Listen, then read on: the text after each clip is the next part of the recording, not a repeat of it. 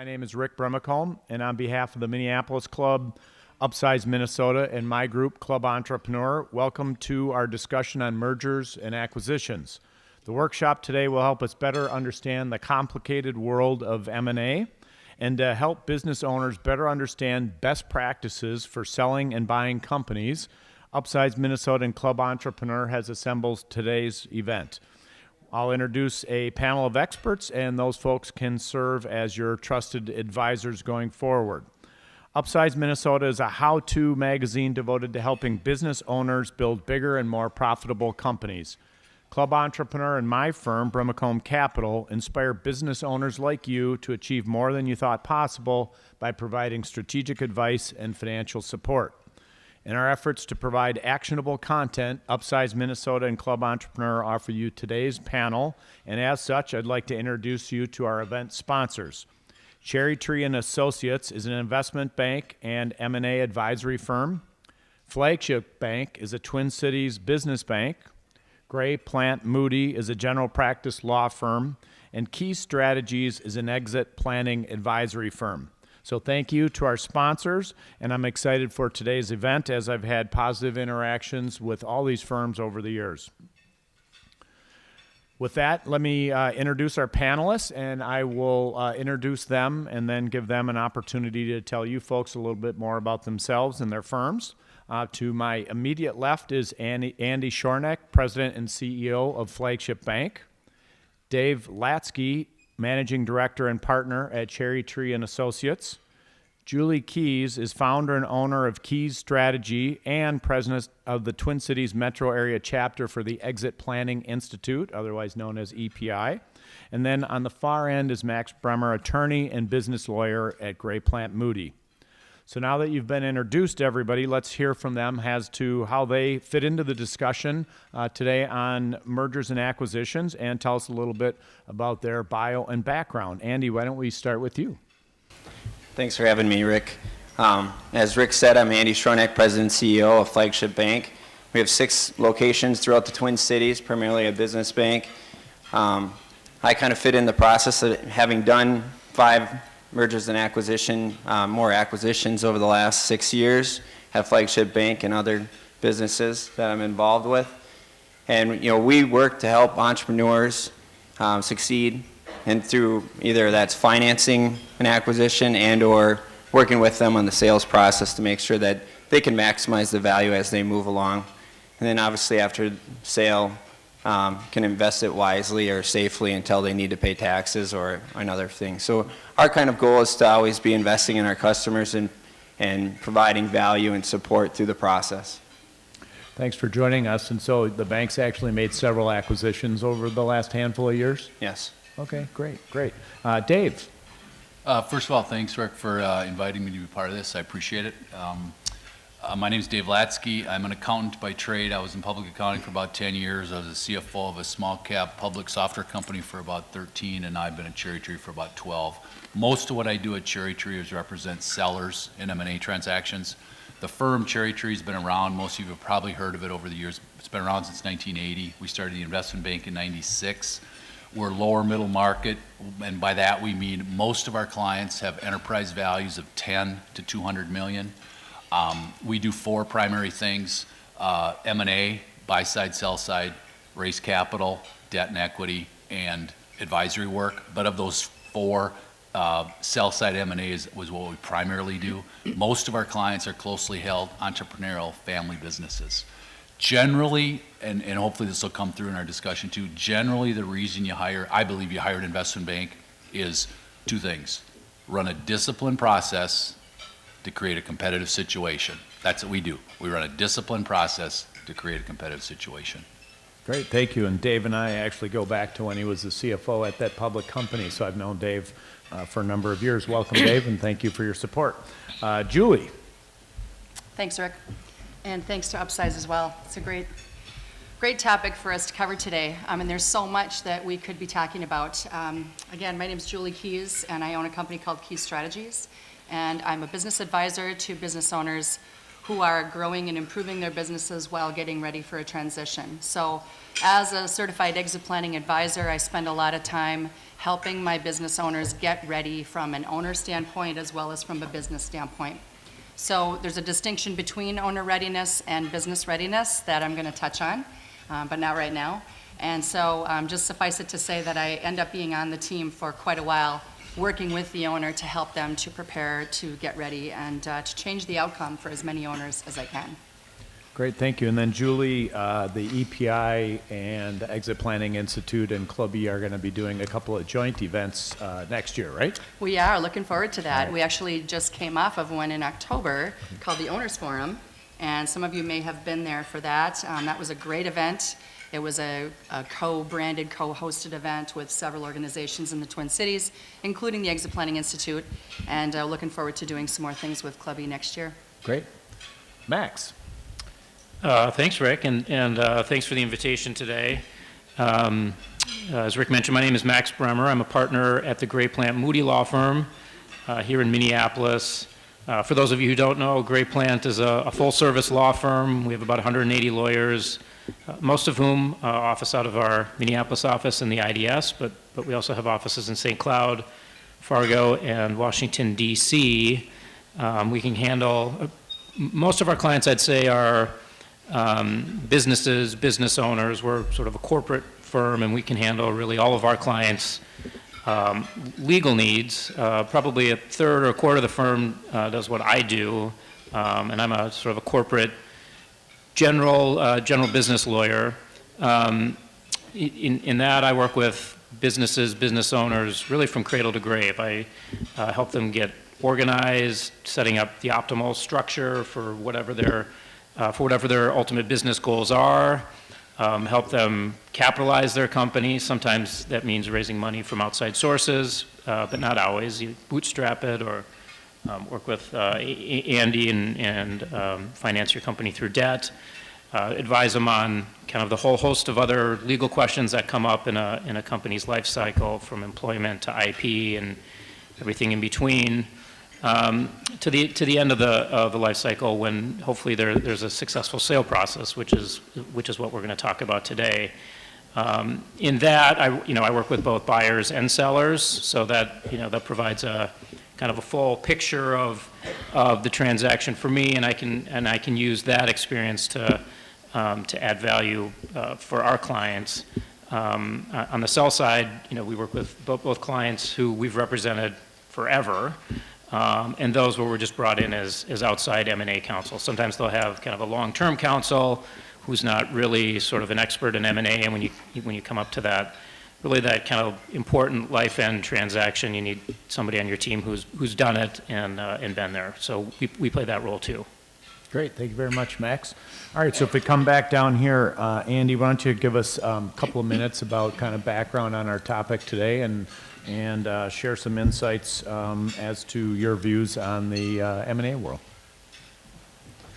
Well, as I look at the M&A world as we sit today, the market is really strong, and for a number of reasons. And I think partly because financing costs are still very cheap and affordable. I think the economy is probably what I consider peak credit right now. As we look at everyone's financials as they come through the bank every year, we're seeing a consistent strength.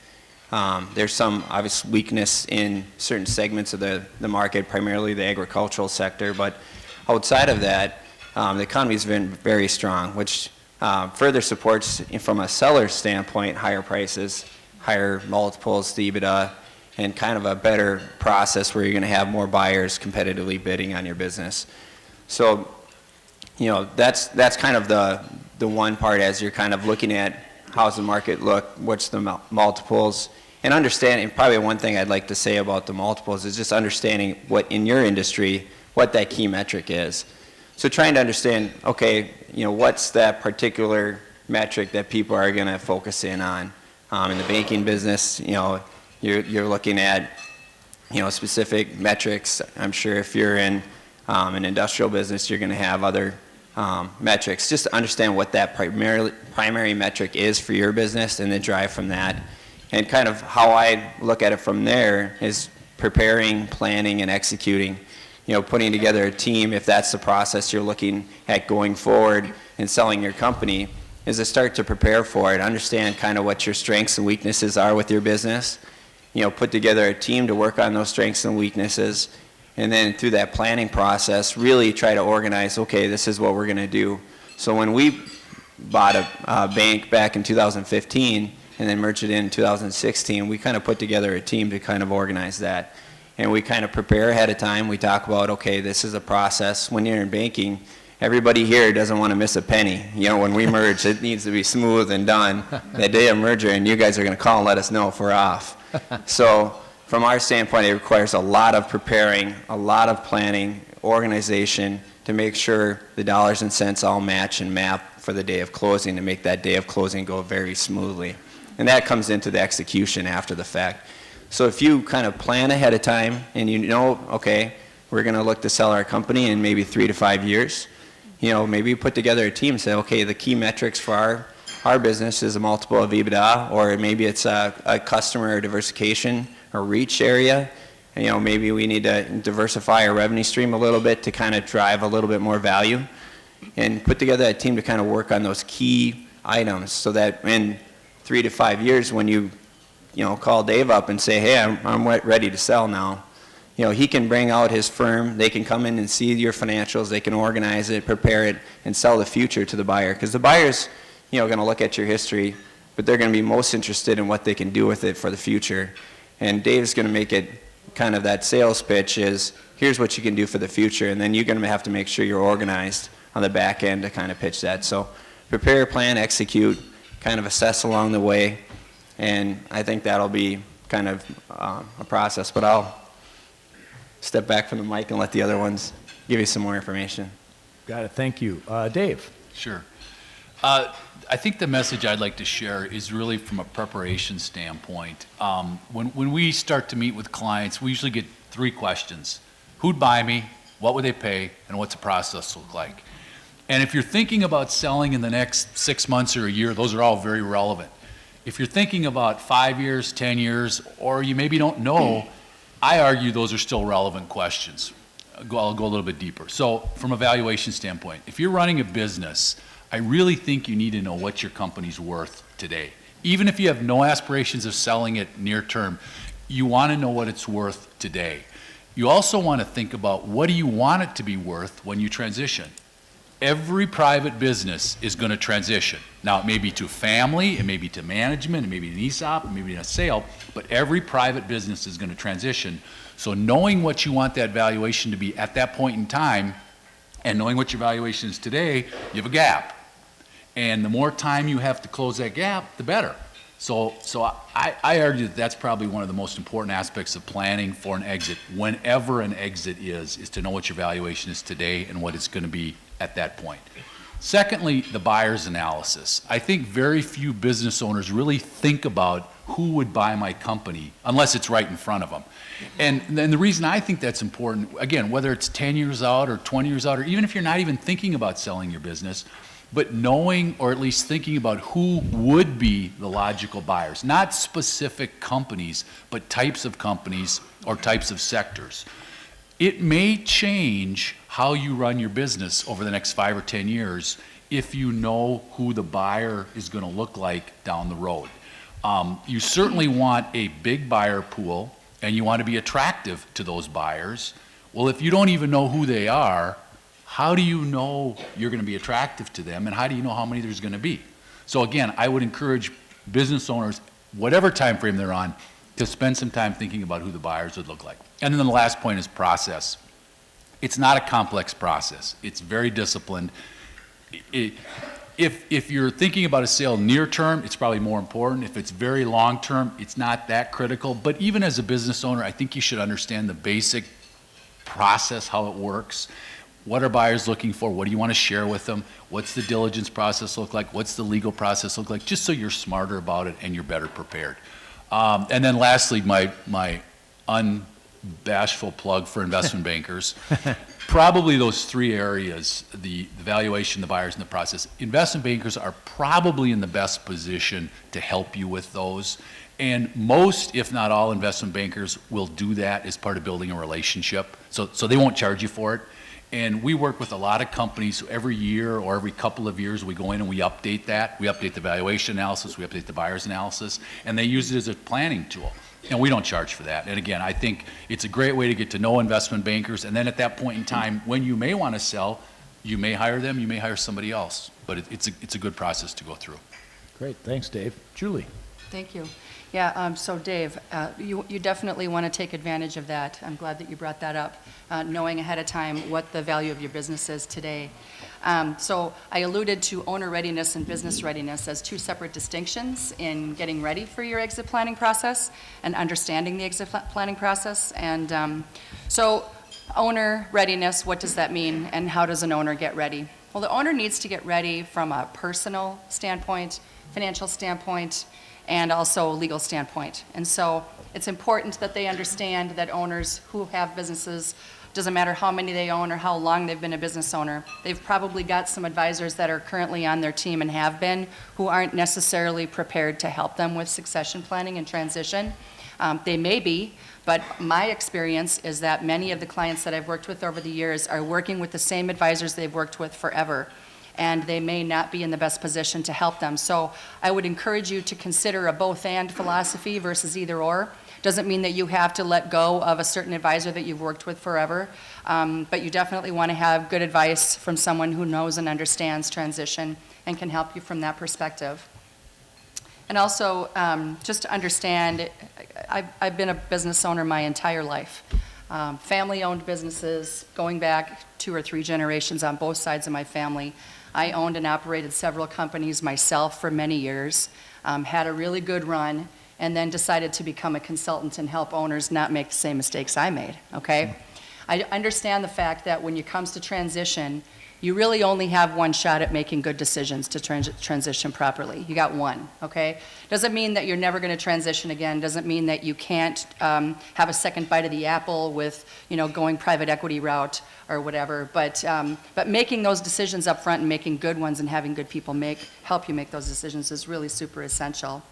I want to just point out something that there's a rack card on your table. And I don't know if you're aware of this or not, but Rick alluded to the Exit Planning Institute. So I run the chapter here in the Twin Cities. It's a national organization. We literally conducted a survey of business owners in 2017. And so a lot of the, or actually all of the stats that are on these rack cards came from the data from that survey that we conducted here in the Twin Cities. And it goes to show that we really, as a marketplace, are not ready. Our business owners are not ready. And so we here are really out to change that. And if you're interested in getting a copy of this report, let me know. I can email it to you. But the other distinction I wanted to touch on really quick is business readiness. And Dave talked a lot about that too, from his perspective and understanding process and making sure that you have things lined up, you know what your business is worth and how it's going to transfer. But there's also a part of business readiness that has to do with the intangibles, the intangible value that can sometimes be the majority of the value of your business. We're talking about culture, brand, retained key employees, not having customer concentration, not having the business be dependent on the owner. All of those things take time. So when I talked about exit planning as being time consuming, that is the piece that is generally the most time consuming, is to get that business ready so that when they come to see Dave and they come to see Max and Andy about, okay, I'm ready now, they really are ready. And so that's what I do is help with that process. Great, thank you. Max? Yeah, thanks. I'll maybe give I'll give a plug for Dave and his profession too. I'll say, sometimes we're asked as lawyers and lawyers who do, see a lot of M&A deals to sort of act as kind of a quasi-investment banker in deals. I have a client right now I've persuaded a number of times that I'm not an investment banker. I can't play the role of an investment banker, but he's not listening. I mean, I've seen enough deals. I know some of the stuff that's market, especially related to legal terms. I know some of what's market related to multiples and pricing and other things. But, what I can't do is I can't run a process. I can't identify, buyers other than kind of who's in front of the, in this case, sort of a strategic buyer that's pretty obvious. Dave's firm and other investment bankers can, identify not just the obvious strategic buyers, but private equity buyers, and then sometimes other strategics who aren't really in your space, but who are looking to get into that space. And by virtue of that, you sort of create a competitive marketplace that often results in a much more attractive price than you really ever thought possible.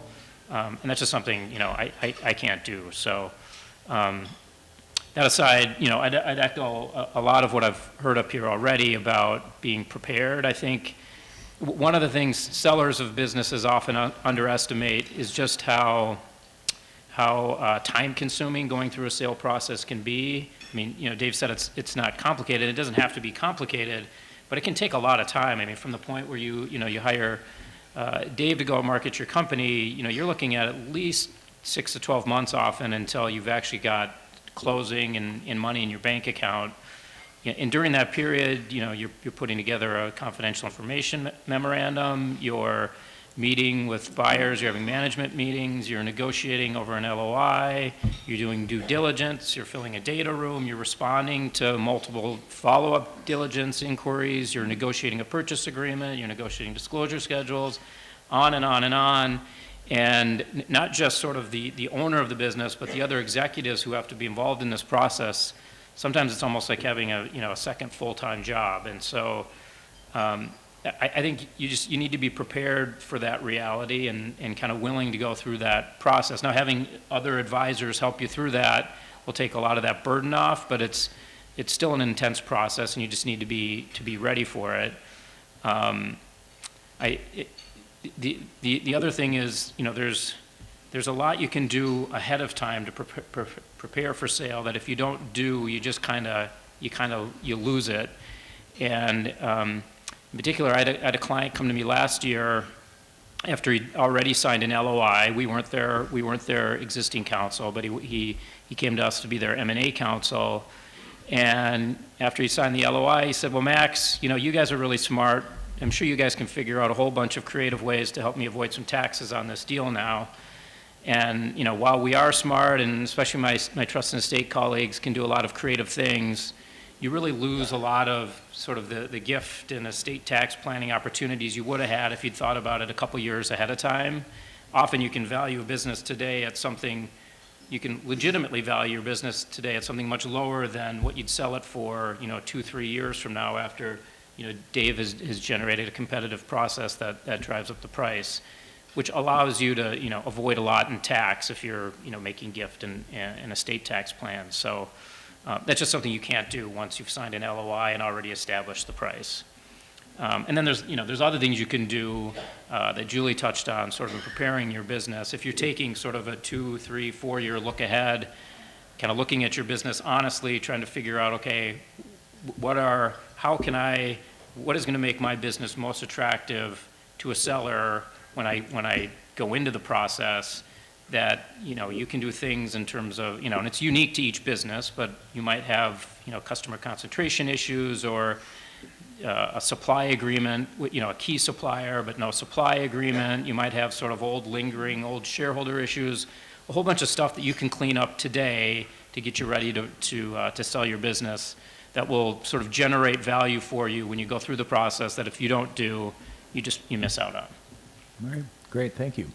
All right, so Justin, can you hold the question just for a little bit? Because I'm like accurate. LOI is a letter of intent, correct? Sure. Not Yes. everyone in here would know that. Okay, Oh, sorry. Good point, LOI, letter of intent. Okay, thank you, Justin. I'll try to cut the lingo, sorry. All right, so just kind of what's going to happen here. I have a couple of questions specific to each panelist to kind of dive a little deeper into topical areas that are their areas of expertise. And then I have a bunch of questions that are kind of broader for the whole panel. And there is an opportunity when I start getting to the panel questions for folks to chime in. So if you do have questions, happy to kind of weave those into the conversation. So let me work through a couple of questions, and then when I get to the panel-oriented ones, if you have a question, raise your hand, and I'll try to weave it in. So feel free to chime into our conversation today. And then again, have the room as long as anybody would like to stay, and our panelists, I'm sure, will hang around for a while afterwards. Okay, so Max, we are down there, so why don't we stay down there? One of the things that come up a lot with folks either looking to sell their companies or people looking to buy their companies is the topic of earnouts. And kind of how do they work, and maybe you as an attorney, what do you think about them, and can you give everybody kind of a little kind of 101 on the earnout topic? Yeah, okay. And earnout is kind of another lingo term, but that M&A people use. Basically, it's sort of a contingent consideration, and they're often used in situations where there's where the buyer and the seller don't agree on the value of the business. And so, the seller is thinks their business should be worth 20 million, buyer thinks it's worth 15 million. Maybe the buyer is willing to pay 15 million at closing, and then provide for some mechanism through which the seller can achieve an additional $5 million over some period of time after closing to sort of make up that difference. Usually it's based on the performance of the acquired business after closing. But there's always sort of, at least in my experience, I wouldn't say always, but often there's sort of kind of an inherent tension between the buyer's desire to operate the business kind of free of any restrictions post-closing. They sort of so often rightfully view that they paid full fair price for the company, and they're going to operate these assets however they want after closing. And the seller, on the other hand, thinks, geez, I've got this, $5 million earnout sitting there. You need to make certain commitments to me to make sure that whatever you do, however you operate the business, it's not going to shortchange my ability to get that additional $5 million. So there's a fair amount of tension kind of between how the seller views this post-closing earnout period and how the buyer views it. I would say often that's sort of one of the most complicated issues we have in negotiating purchase agreements. I recognize, my preference would be that we really, didn't have them. I think there's sort of a kind of an imperfect way to solve that, but I recognize that it's often the way the deals get done, and so long as, from the seller's perspective, so long as you're willing to live with the fact that after you sell the business and get whatever you got at closing, you get, nothing on the earnout. If you're okay with that result, I think you can do the deal. If you're basing the success of the deal on whether or not you hit all of the earnout or some of the earnout, you're taking a fair bit of risk, because often as the seller, you don't have much control after closing, despite, whatever we put in the agreement. You're still often not in a control position. Great, thank you. Little nugget on the earnout from my experience. One of the companies that we sold while I was at Sherpa Partners, rather than tying the earnout to revenue, we tied it to orders, and that made a big difference for us. So anyway, that's a complicated topic. Thanks for shedding a little light on that, and I'm sure, again, folks can reach out to Max to learn a little bit more about earnouts. Okay, working our way back down this direction, Julie, going kind of on the tail end of the conversation with Max and earnouts, now to the front end. Why do you think business owners resist beginning the process of exit and transition planning? And then what does that resistance or kind of pushing out that planning do to them? Sure. So I think that there are a lot of reasons why business owners resist their transition planning. I think that one of the main reasons is they're just plain not aware that it's time-consuming and that it can be complicated. And so they put that off because they're busy, they're kind of mired in the day-to-day with the business, and they need to have outside people say, hey, let's get going, we got to get this moving. And so there's a story that comes to mind with regard to this. I was doing an exit planning seminar several years ago, and this guy that attended introduced himself, and I don't remember him. He calls me 2 years later. He hung onto my card, and he's like, hey, remember me? no. He goes, I'm ready. I'm ready to sell my business, and I need you to help me get that business ready. We can get this done in 3 months, right? I'm like, well? So, of course, we got together, and 2 years later, there was a transition, and he's happy now, but it certainly didn't happen in 3 months. And that's what I mean. They really don't understand that it does take time and that the right people have to be in place. Another reason why I think people don't transition is because they're just not financially prepared. They've got a lifestyle that they want to maintain, and leaving the business and not having that paycheck means that they have to figure out a way to be able to maintain their lifestyle outside of having that paycheck and that business. And let's face it, unfortunately, a lot of business owners have a lot of their nest egg tied up in the equity of their business, and so selling it for that higher multiple is essential for them, which is another reason why it takes more time, because the value that it is today isn't the value that they need it to be. And so the relationship that that owner has with their wealth manager is huge. And one of the first questions that the wealth manager is going to ask is, what do you think your business is worth? And of course, it's going to be way more than what it's actually worth, because that's how we are as business owners, right? We think our business is worth this, and it's really worth this. So there's a gap, like Dave talked about. But if you put it off, like, what's the impact? What happens if you don't take action as a business owner to get things going? Well, you're really going to end up exiting, transitioning on someone else's terms. That's a huge risk. And the other risk is that you've got a lot of stakeholders that are a part of this, right? People that are your partners, your family, your employees, your customers, your clients, your vendors, your community. The ripple effect of the impact that it makes when a business doesn't transition well is very large. And so we as business owners, I say we because I still am one, want to make sure that when we do transition that we've got everyone else's interests in mind and not just our own. Great, thank you very much. Dave, you mentioned earlier about valuations, and that was one of kind of the key questions, and sure enough, you and I were talking valuations before the panel today. So tell us a little bit about the kind of key points to help folks in the audience kind of get a handle on how valuations are done. There's many factors that impact valuation. There's probably 5 that rise to the top.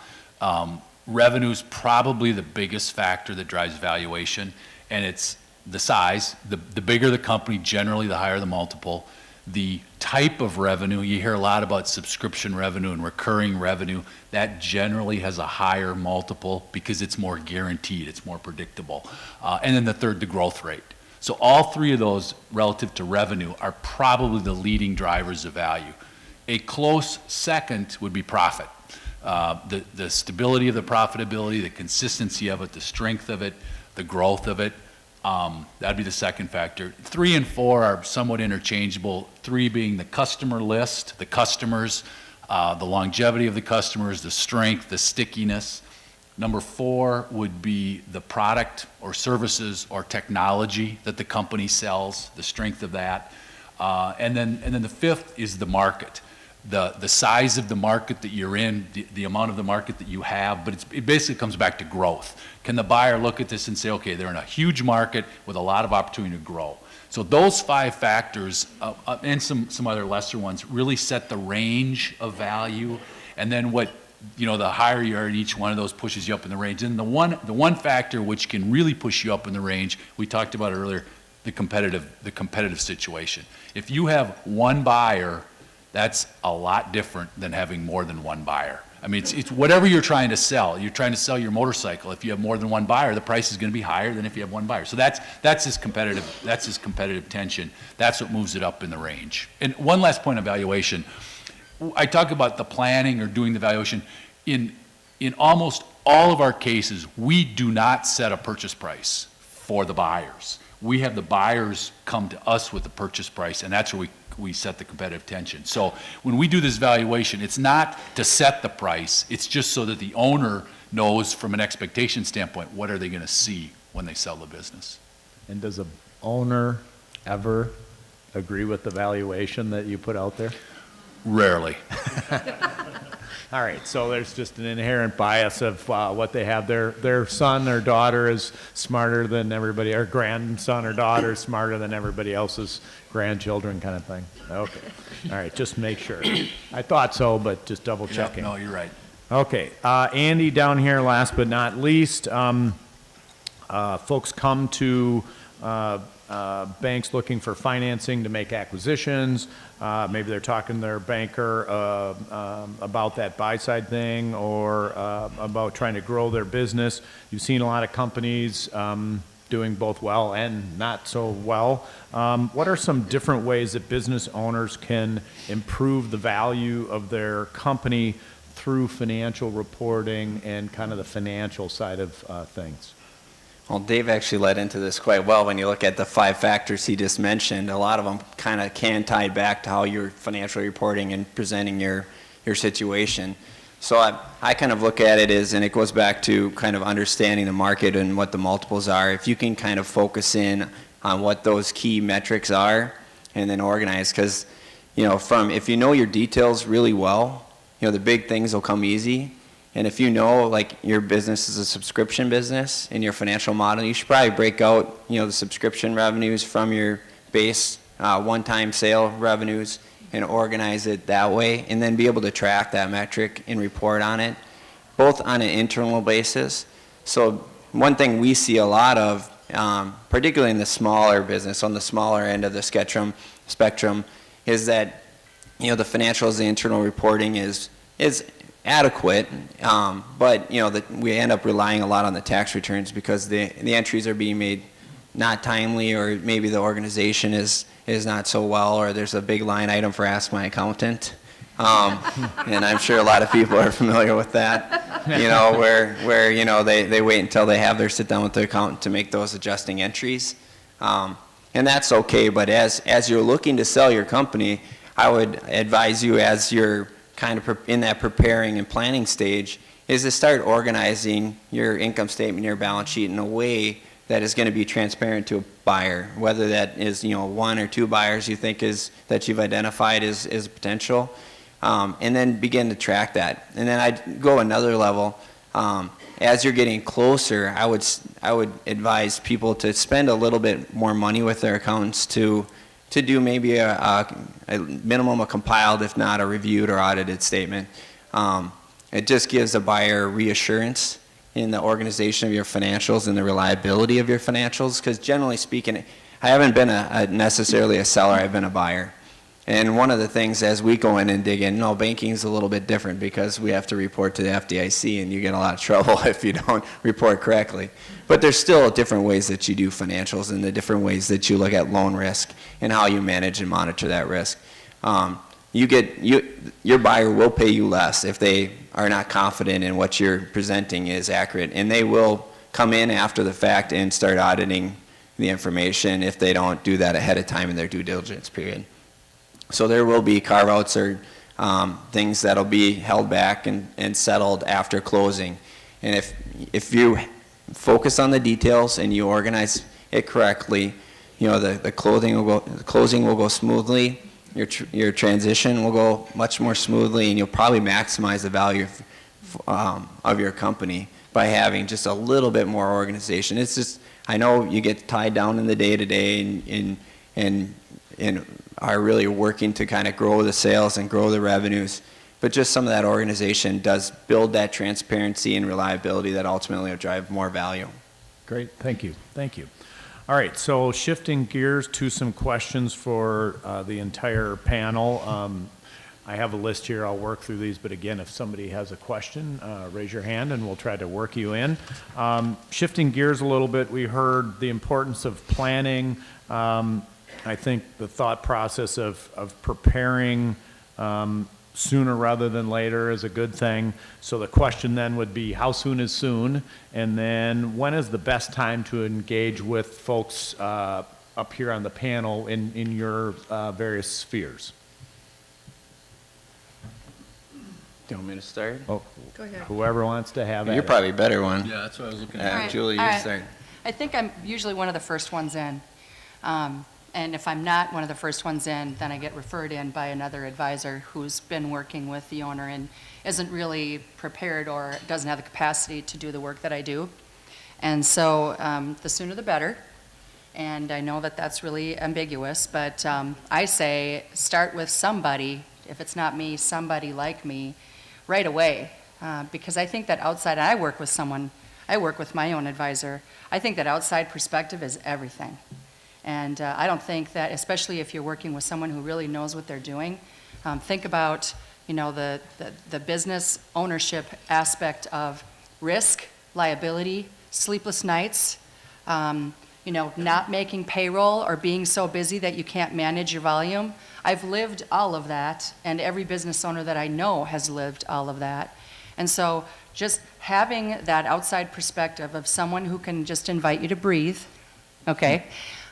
Tell you that things are going to be okay, and we're going to just do this in a methodical manner, I think is really helpful for a lot of business owners who are really, really busy. They're all really busy. Things are going really well for people right now. So I think that early is good, and I think that if you don't plan early, it's because maybe you're just afraid and you're not really aware of where to start or how to start.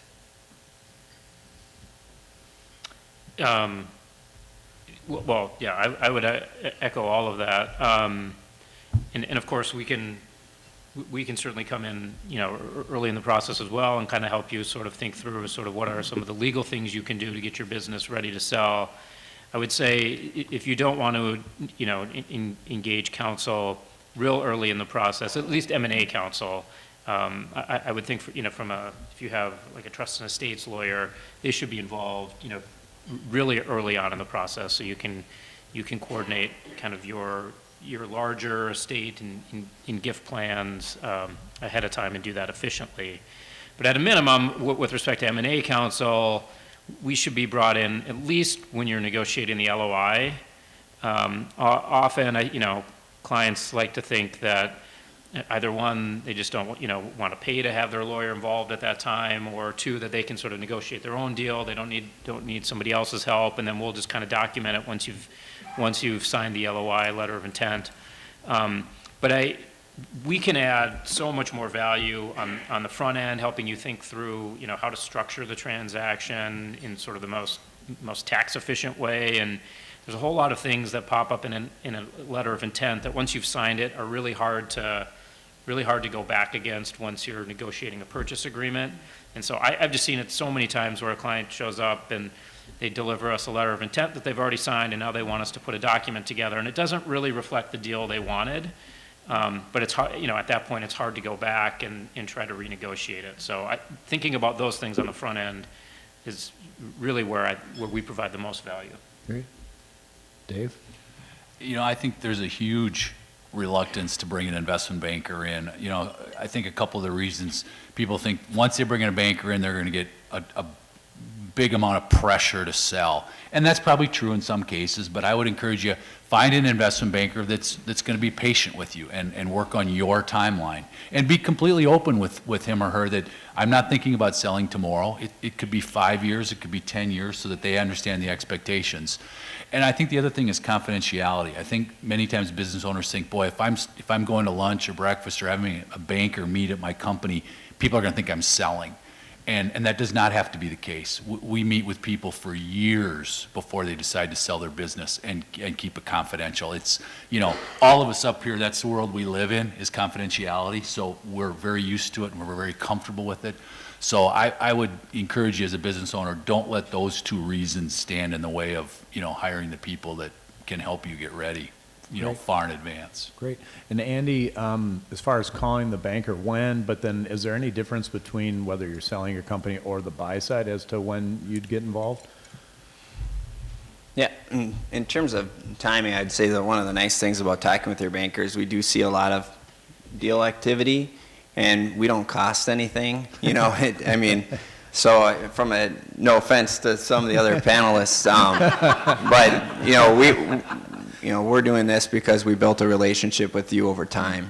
Most likely you've been dealing with your banker for more than a year or 2 years. Probably a lot of times it's decades. So we've kind of built a relationship, and we're willing to at least give you some advice or organize your financials ahead of time, So, I mean, in that extent, if you've got some questions or things you're seeing or maybe something that you'd want, feel free to give them a call and say, hey, we're thinking about doing this. What are your thoughts, or what are you seeing being done? And if they don't know the answer, they're going to go find the answer. At least that's what, I try to instill in our lenders at Flagship Bank. In terms of buying and selling process, that process is much different. If you're looking to buy a company, obviously probably want to get in touch with us sooner. That way we can get everything organized and make sure that, we've got the financing package together. I always look at it as a certainty and reliability and predictability factor. So you can focus on the transaction at hand and not so much on the financing end of it. So, we try to get a proposal out that's kind of certain, reliable, in terms of that's what's going to get approved and done. So then we can kind of move along to kind of the bigger deal, which is, how do we buy this company on the sales side? Probably, as I said, in terms of if you want to be planning, you can talk to your banker sooner. But really, it's kind of more towards, I would say, the tail end of it on the sales side. You're looking to pay us off, most likely. So it's just a matter of if there's any kind of prepayment penalties, or is there any kind of structural setups within the documentation that you need to have. An attorney, obviously, is a very key factor in that, as well as your accountants that'll kind of give you some more direct advice. But from the bank standpoint, it's good to know a little bit ahead of time if you signed an LOI, or probably at that process, just to let us know that you're kind of going down the path and you've got a seller organized, and maybe some advice on how maybe you need to handle the money or depository, because we might have a way, instead of setting in your checking account, maybe there's a way to earn a little bit during that kind of transition, because a lot of times you might move some money into kind of liquid investments, and some of the money might sit in your checking, allowing for time for tax payments to come through, because those will be due. Obviously, the IRS will want their cut. So, Great, thank you. Question in the far back. Yeah, as Dave, you alluded to, there are a lot of factors that go into company value, but I just want to isolate growth for a startup. Are there advantages to looking for potential exits if you have rapid growth versus showing longer-term sustained growth? So if your first 3 years you're growing extremely rapidly, you're surprising yourself, is that a more advantageous time to look for someone than showing, hey, for 7 years we've been doing growth, it's slow, but we're getting more and more market share? So the question, in case you didn't hear it over here, was, is it better to value the company, or maybe therefore move on an exit earlier in a life cycle if you perceive the growth rates to be higher than maybe what it might be down the road? So how does growth rates play into kind of long-term growth, near-term growth rate versus long-term growth rate? How does that play into valuation? Why don't you lead with that, and then if any of the other panelists would like to chime in, feel free. I would address it from the perspective of the buyer. What is the buyer getting? Where is his risk less? And if it's a proven technology, then it probably matters a little bit less. But if it's still somewhat unproven, then the more growth over the longer period of time is going to be better. So it's really what's sustainable, which model is more sustainable at a longer period of time. Does that make sense? But at the end of the day, growth is usually really good. And you use 3 years in your example. That's usually long enough to prove the model. So you're probably in a good position either way. Anybody else want to chime in on that? I was just going to say, and this goes back to kind of on the financial kind of organizing, if you can show not only your growth, but your growth on your growth, that kind of demonstrates, if you're looking at, a company that's starting up and growing faster, you want to see that speed picking up. If it starts to slow down, then at least have an answer for why it might be slowing down.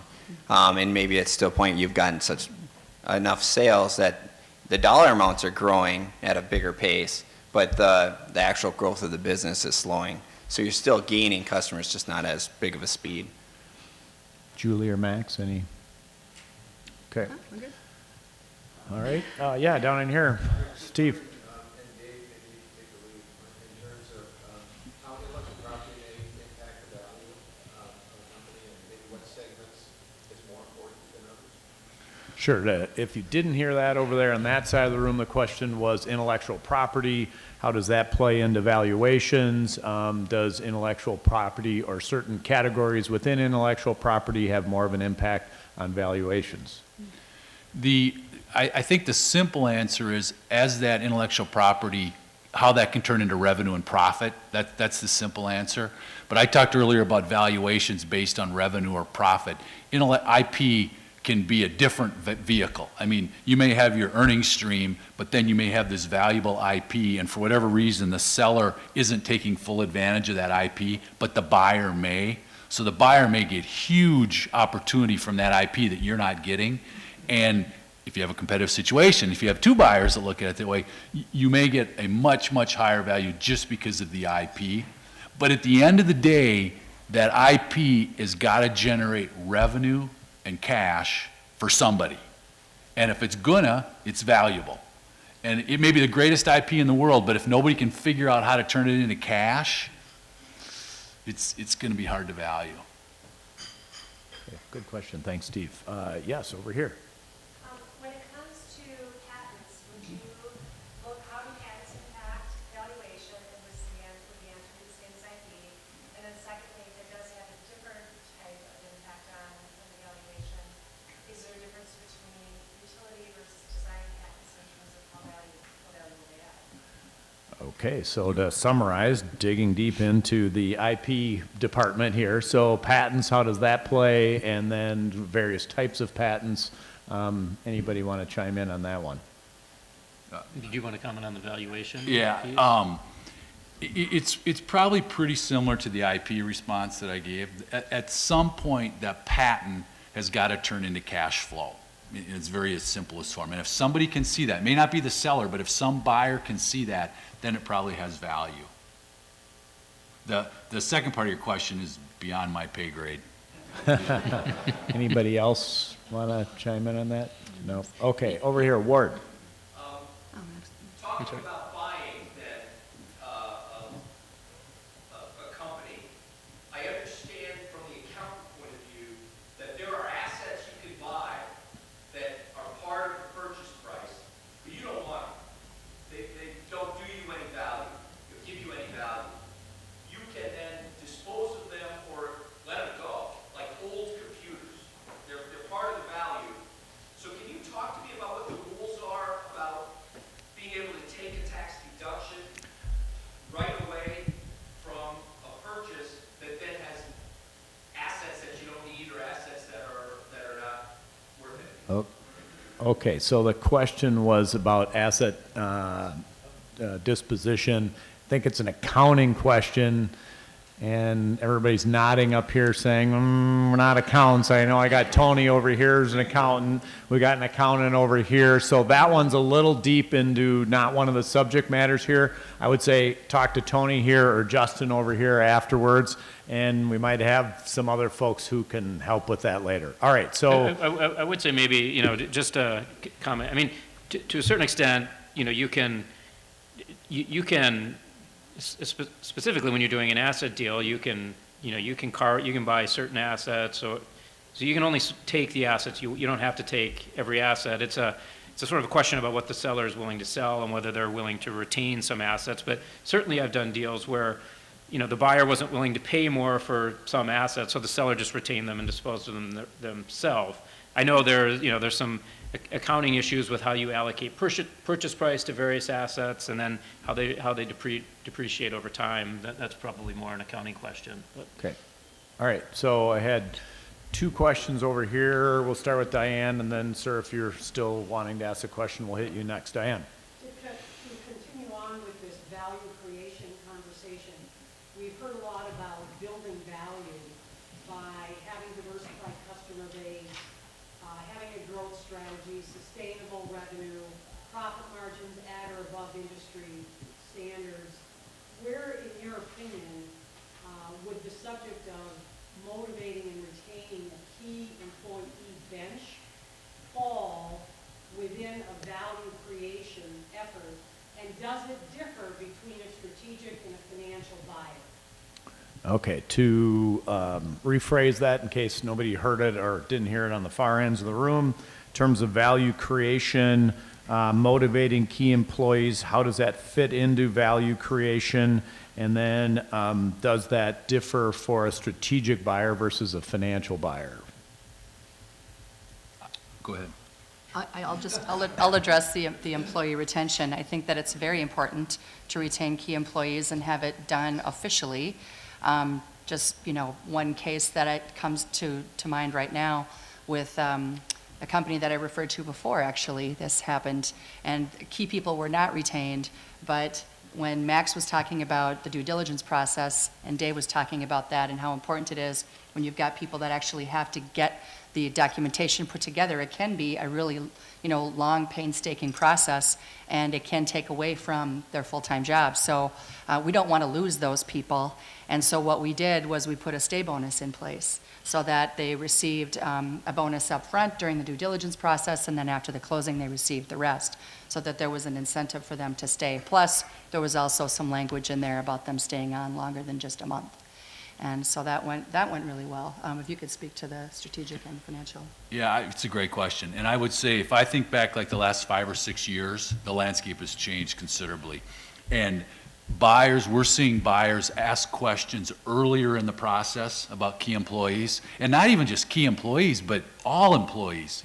Are you able to hire the line people, and how long are they staying, and why are they leaving, and when they leave, questions that we didn't get 5 or 6 years ago because people didn't worry about it. Today, workforce, as everybody knows in this room, from top to bottom, they're hard to get. So that's been a change.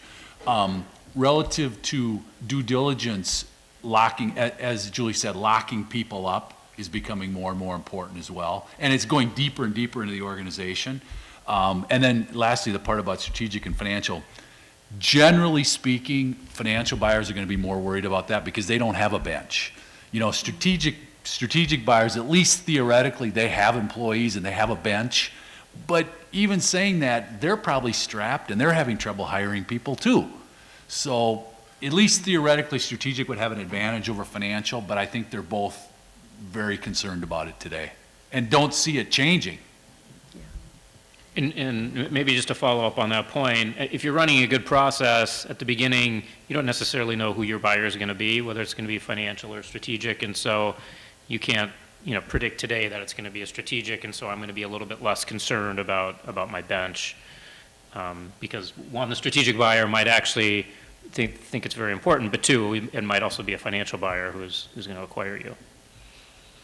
On that front, Andy, I would imagine if I were looking at buying a business and I came to you and I didn't have the employees locked up, that would not be a good thing from your perspective from the banking side, correct?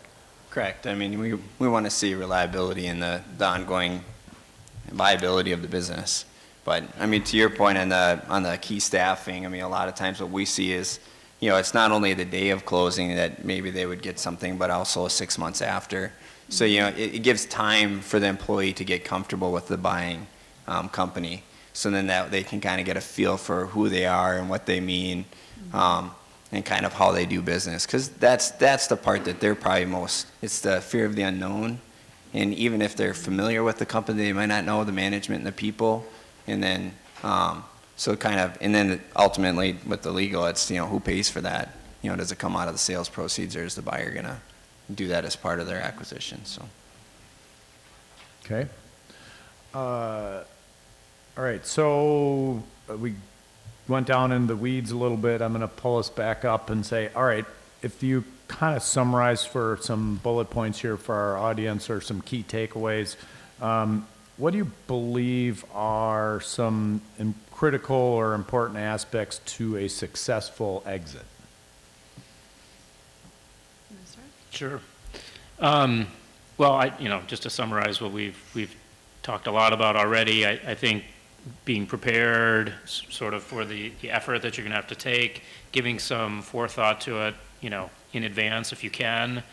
Not just because you lose things like the valuation of the company today before it becomes more valuable in a couple of years, but there are other things you can do with your business today, such as perhaps diversifying your customer base or entering into a long-term supply agreement with a key supplier, or developing that bench that you don't really have today that'll make the company more valuable.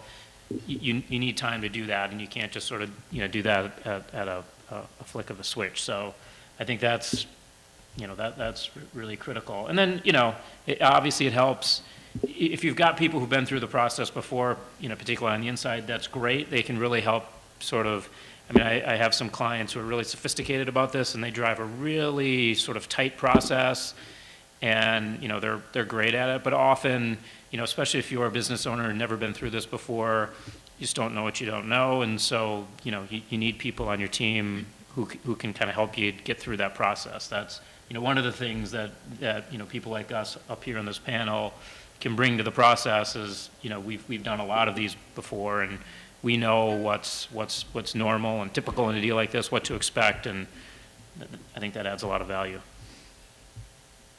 Anything to add? Yeah, I think that a successful exit could also be, I don't know, how do you want to call it, valued or explained. How do you describe a successful exit? I think that when all the stakeholders are happy and there's a win-win situation, and the sellers feel like they got what they needed, the buyers got what they needed, the decisions were made from all aspects of the value of a company, not just on the number side, but they actually made a good match. And that doesn't always happen. I'm sure that Dave can speak to that. But match is really important. I think that, if you're going to retain your really good people, they need to feel like the company that's either acquiring them or that they're acquiring is going to be part of the family, if you will. Culture's a big thing. We hear about it all the time. We hear about brand all the time. But it really, really is that important. And so I think that win-win and just trying to achieve the win-win situation is how you measure a successful exit. Great. I'd like to add one thing about, we talked earlier about the competitive process, and I just want to expand that for a sec. People always think valuation. Oh, the way to get the highest valuation is a competitive process. That's true. But there's other factors that are impacted by competition, not the least of which is the time and the momentum. If you have multiple buyers, you as the seller get to set the timeline. You control the meetings and when things happen and when you get offers. If you have one buyer, only one buyer, they control the timeline. And I've countless stories, and you guys have probably heard some too, where a business owner will say, well, this buyer came to me and I really trusted him, I really liked him, they really told me not to go to anybody else, so I didn't. They said I'd have a deal done, and that was 8 months ago. And there isn't the motivation. And then the last part of that, the more competitive the situation, the easier Max's job is. Because when he's drafting the purchase agreement and negotiating the, 5,000 points in the purchase agreement, all the reps and warranties, the more competitive the environment was, the better you can negotiate the purchase agreement. So it's not just price, it's price, momentum, timing, and all the other terms of the purchase agreement are all impacted by that competitive situation. Well, I would say successful exit's one where you're smiling at the end of it. I mean, if it's a struggle and you're at the closing table and you're still ironing out details and squabbling over this or that, that's not a successful exit. And that's, goes back to preparing, planning, and executing on the plan, and having that team as part of it. But, preparation is everything. We always have a good accountant and a good attorney when we're doing deals. They do cost money, but it's just a better organization and structure to make sure that you don't misstep. And then it comes back to your operations or your acquisition or selling team. Sure. And does that answer change at all for buy-side or acquisition searches? I know you've mentioned a couple times now you've done some at the bank, but then you fund a number of different folks buying businesses. Are there different keys for successfully buying companies?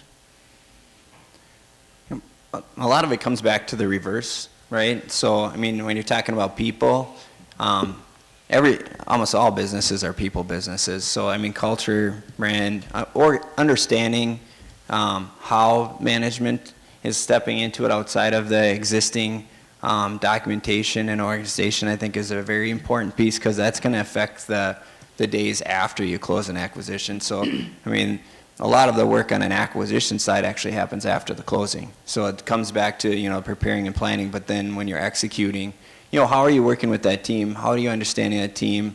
how are you communicating across organizations today with people spread out? One of the things I talk to our people about if they got multiple locations, how are you going to be, working with them, across those locations, just to make sure the message is consistent and clear. A couple things we've learned through buy-side, being focused. Buy-side's hard. Going out and finding a company, just finding a company that you can buy is hard. So the more focused you can be on what you're looking for, and then secondly, just understand it's going to take at least twice as long as you think it's going to take, if not longer, because it's just hard. Needle in a haystack, right, Dave? Yeah. I have a client actually who was in the process for about a year trying to find a company to purchase and hired an investment banker to help them find that needle in a haystack. And we actually had 3 LOIs that we signed, and we really, really focused on culture match and, matching IP with what we didn't already have because we were in that kind of world. And so what happened was in one of the situations, we uncovered some things that not so much. But the other 2 we really were interested in and wanted to make an offer. And both of them backed out because they were lifestyle businesses and the owners were older and realized that if my business goes away, my paycheck goes away. So they backed out. So that'll happen. You go through all that work and then, not trying to burst your bubble or anything, but just be prepared. Yeah, on the buy side, it is different. I mean, it's a matter of really doing sort of adequate diligence, and sometimes it's a matter from the buyer being able to walk away from what's not really a very good deal. I mean, that's true on the sell side too. The ultimate leverage you have as a seller, even after you've signed an LOI or something else, is your ability to walk away. I mean, once you're you've got one buyer and you're ready to do a deal. As that deal sometimes degrades over time, your only out is to just not do the deal. And if you have that leverage, that's great. If you don't, you kind of end up in a bad deal. But on the buy side, I see sometimes where clients, especially larger strategic companies, and even on the PE side, sometimes there's such internal pressure to get deals done and complete the deal and move on to the next one that they sometimes overlook kind of real key issues. I just had a client a couple weeks ago actually walk away from a deal, and you could tell internally there was a lot of disappointment. But the reason they walked away is they uncovered some culture issues, a key employee who had there were some ethical issues with probably the key employee. That key employee was getting paid way more than our client was willing to pay him after the deal, and they probably should have cut the process off much sooner, but it dragged on for a while, and they just concluded they couldn't do the deal. But it's sort of that willingness to walk away that I sometimes see clients don't have, and you make bad deals come from sort of an unwillingness to walk away. Great, thank you. All right, flip it around, keys to success, the other way, mistakes. What are kind of some common mistakes that somebody either looking to sell their business makes or that the buyers of businesses might make? Well, I look at it as one that proper due diligence is probably one of the biggest items. Really, from a buyer standpoint, understanding what you're actually buying, knowing what's actually coming as part of the process. On the seller side, I think it is more, I would say, is probably just preparation and timing. So you're thinking that, this is going to be an easy process and I'll be able to organize it. I've been doing so well for so long. And then you get to that stage where you're looking to sell and you didn't realize how much actual work is behind the scenes before you get to Dave to talk about the value, to make sure everything's organized for that sale. I think it's not hiring the right people. I know this sounds a little, I'm biased, obviously, but, not hiring somebody like Julie on the front end so that you're actually ready to sell. Not hiring somebody like Max, who's a good M&A attorney. We work with companies who have great attorneys, but they don't have deal experience.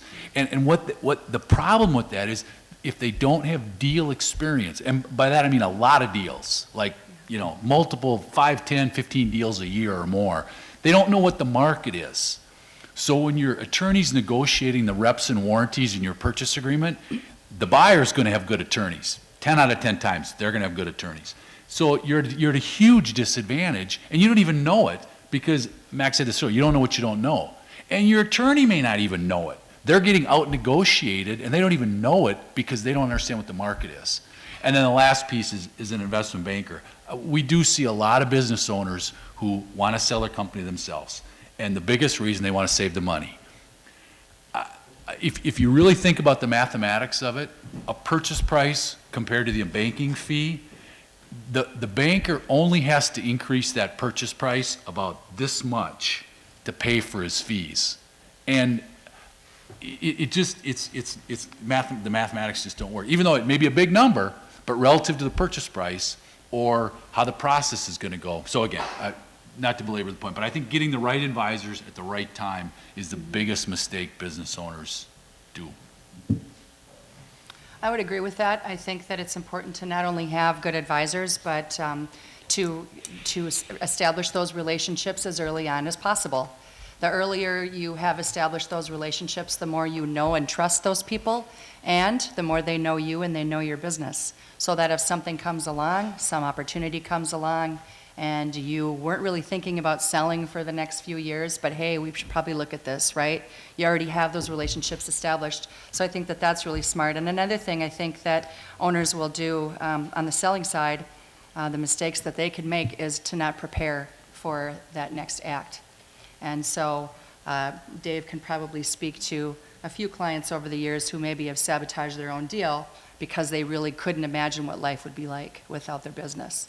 And so it's important during the exit planning process to really think about, what's my next act? What am I going to do? How will I make a difference? How can I use my skills and talents and everything that I've done and learned over all these years to keep going and feel fulfilled and happy in life?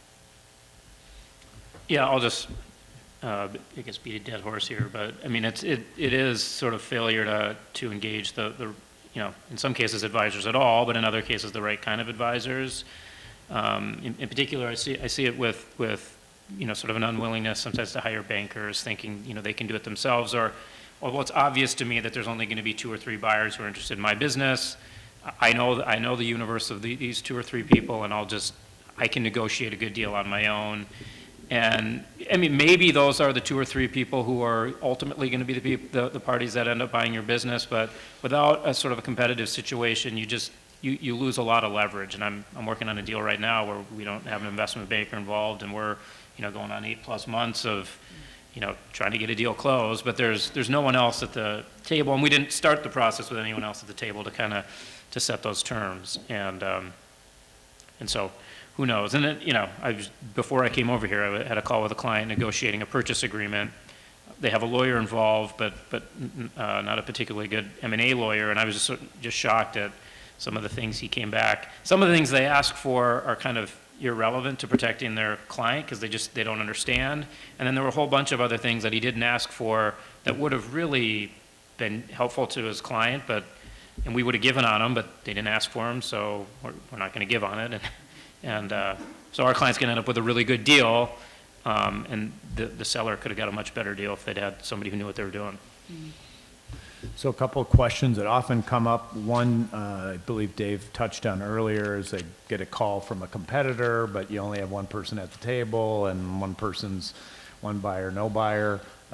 So that question comes up a lot, so we've answered that. Another question that comes up a lot is confidentiality.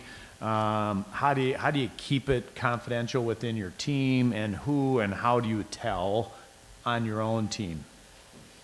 I can start with that. It is a big deal. Every business owner, it's very important to them. We understand that. We appreciate that. We suggest you keep the circle who know about the transaction as small as possible for as long as possible. And again, in most of our transactions, these are private companies, lower middle market. In almost all of our transactions, the general employees don't know until the deal's done. And the group that does know is very small. CEO, CFO, president, maybe 1 or 2 other people, but it's a very small group. Because again, once as that group gets bigger, it gets exponentially bigger before you can even stop it, because you tell one person and they feel, well, they have to tell one, and it's just, so you keep it really small. And then the professionals you're working with, again, this is the world we live in. It's a small piece, but we use project names, so we never use the name of the company. Things like that to make sure that confidentiality is honored.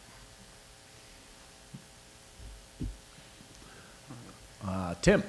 Quick question, you talked earlier about, deciding, are you more likely to position your company for strategic or financial?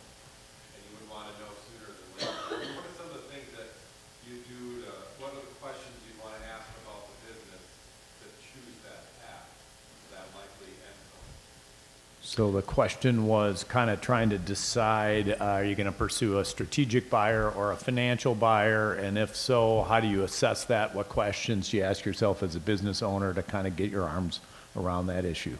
I think he plays off something you said earlier. Yeah, I'm not sure you really want to presume that you're going to get acquired by a strategic or a financial. I mean, in the best case scenario, you have, you get bids from a number of different types of buyers, or a number of different buyers, some financial buyers, some strategic buyers, and then you can assess based on those bids what ultimately is the best opportunity. I suppose, if you wanted kind of, the second bite at the apple kind of situation, you're really targeting a private equity buyer, and there we're sort of referring to a situation where the private equity buyer is going to buy, a majority stake in your company, but you're going to get to keep some of your equity, and then in a few years they're going to look to turn around and sell that, and then that equity you retained is kind of your second bite at the apple. Sometimes, you might want to. You might have visions of working for a couple years after closing with a particular strategic and having that be your swan song. But I think in general, and I don't know if Dave agrees or others on the panel agree, but I'm not sure you want to presume that you're going to have some kind of predefined exit when there's a whole world of potential people who could acquire your company that you might not even know about. Yeah, I would agree with that completely. Almost every business owner asks us going into a process, who do you think we're going to sell to, strategic or financial? And I would say, I don't know. I really don't know. I could guess, but it would be a guess because you don't know until you talk to all these people. And many times a business owner will say, well, I am absolutely not going to sell to a private equity firm. I'm just not going to. And they end up doing it because not all private equity firms are bad. In fact, very few of them are. And when you get to know them, you go through a process, you get to know who they are, you get to know them as people, and you get to know how they manage companies, and that may be the best opportunity. And like Max said, you get a second bite at the apple. So we really, that decision on where you go strategic or financial usually is not made until the 12th hour. It's, because you do want bids from both. And even if you have a valid reason for not wanting to go with private equity, you still want them in the game because they may help, raise the bids. Okay, so let's see, 2 last questions, quick answers, because we're starting to push up on the 1 o'clock timeline here. Again, we talked about at the front end of this, actionable content, whether it comes from Upsize Magazine or Club E, we're trying to help folks do things better with their businesses. So what's one thing that the business owners can go back to their office this afternoon and either start or do differently that would help, whether they're getting ready to sell at some point in the future, whether they're thinking about buying a company, but what would be one thing that somebody could actually start this afternoon or tomorrow if they wanted to? Well, from a financial reporting standpoint, I would go through and organize and make sure that my financials are very clear and transparent to what creates value to my organization, whether that's subscriptions or whether that's product sales that are most attractive to a potential buyer in terms of watching that and then demonstrating that growth trend. No different than a public company, how they send investor decks out every quarter. They put those metrics in there because that's what the buyers are looking to look for. So, you want to be able to present something similar when you get to the ready to do that. So I would say just better organization of financials, breaking out those key metrics. Find someone to prepare a valuation for their company so they know what their company's worth. I'd go back to your office and do a SWOT analysis. I think that a lot of business owners forget about the power of a good SWOT analysis, especially focusing on your weaknesses and opportunities, because that's where the rubber meets the road. Yeah, I'll say the same thing. I wouldn't use the word SWOT analysis, but I like that term. Do some diligence on your own company, understand what sort of weaknesses you have that would prevent you from getting top price. I mean, you've heard some things here today that would help in getting that top price. But sort of understanding that and then, putting together a plan to get there by the time you're ready to sell. Okay. Yes or no answer. Cyber risk, cybersecurity, bigger issue today than it was a year ago. Yes. Yes. Yes. Absolutely. Okay. Summarize for the audience, just to kind of a couple of takeaways to close things out from your lens, your chair, the way you view the world, a couple of things for the folks in the audience to take away.